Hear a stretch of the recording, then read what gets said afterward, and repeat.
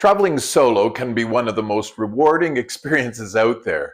You set your own pace, follow your own interests, and you don't have to compromise on your plans. But let's face it, solo travel can also be more expensive since there's no one to split the costs with. That doesn't mean you have to break the bank, though. Over the years, I've figured out ways to make solo travel more affordable while still having a comfortable and enjoyable trip. Hi, my name's John. I'm a Canadian senior who likes to do solo traveling. If you're wondering how to cut costs on accommodation, transportation, dining, and more, stick around. I've got some tried and true strategies that might help you to trim your travel budget. One of the biggest travel expenses is accommodation. Without a travel companion to split the cost, you have to be smart about where you'll stay. I've found that Airbnb often has great options, especially for solo travelers. In many big cities, I've stayed in private studio apartments or guest suites for much less than a hotel would cost. For example, on a recent trip to Lisbon, I booked a studio apartment right across from a metro station that connected me to the entire city. I had everything I needed: a comfortable bed, a clean bathroom, a small kitchenette, and even a cozy chair to sit in. And the best part, it cost me less than $120 Canadian a night, which is under $100 US. A similar stay in Milan, in a safe, convenient district near the Castello Sforzesco, was also just $150 Canadian or $105 US per night. I found that the key is to spend time searching through listings, checking reviews from other travelers, and making sure that the location is safe and well connected to public transport. I also often use Booking.com to compare prices and options between hotels and apartments before making my final decision. And occasionally I can find a good deal there as well. Now, what about transportation?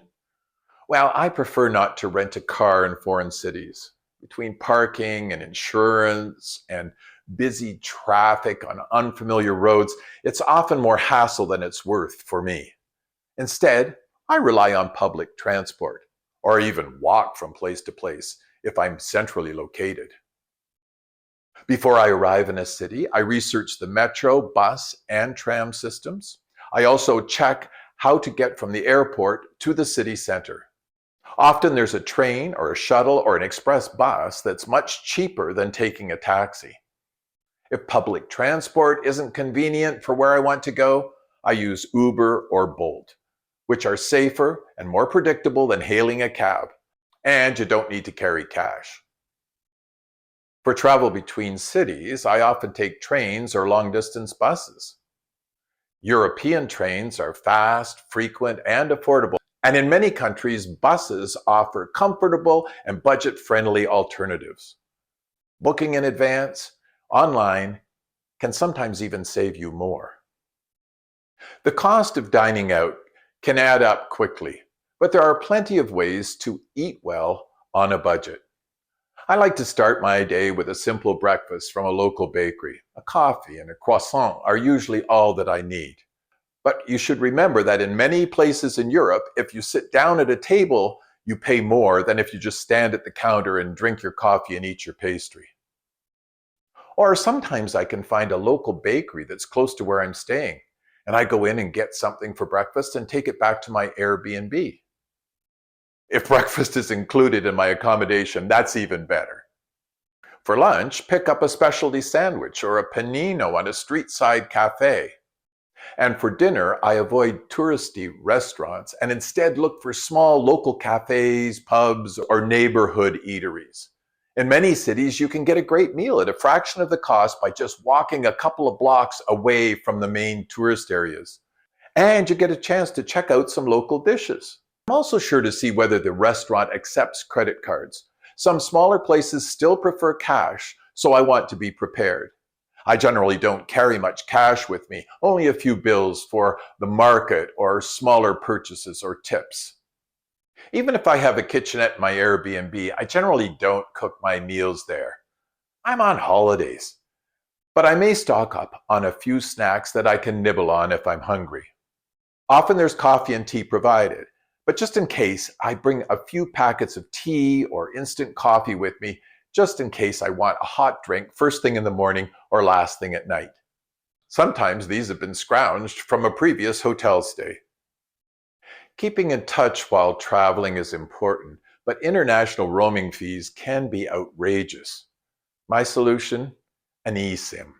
Many providers offer affordable data plans that work in multiple countries, and it's easy to set up on a smartphone. I also make sure my accommodation has Wi-Fi, and I limit mobile data use to essential things like navigating and travel bookings.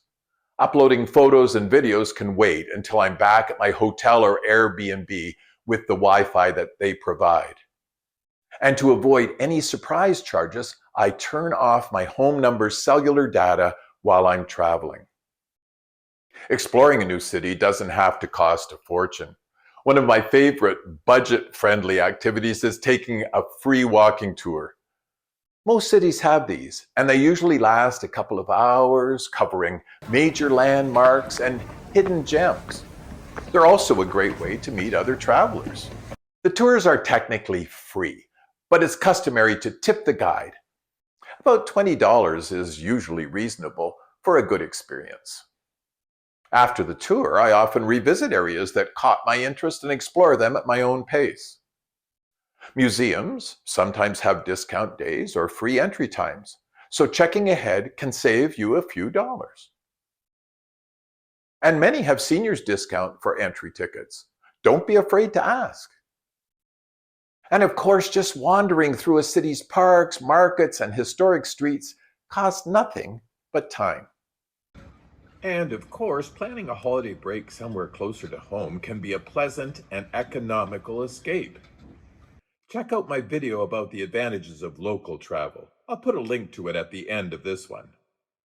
Solo travel doesn't have to be expensive.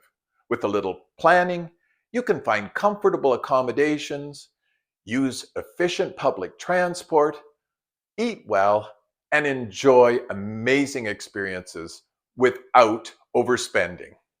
In fact, the process of researching and planning can be part of the fun.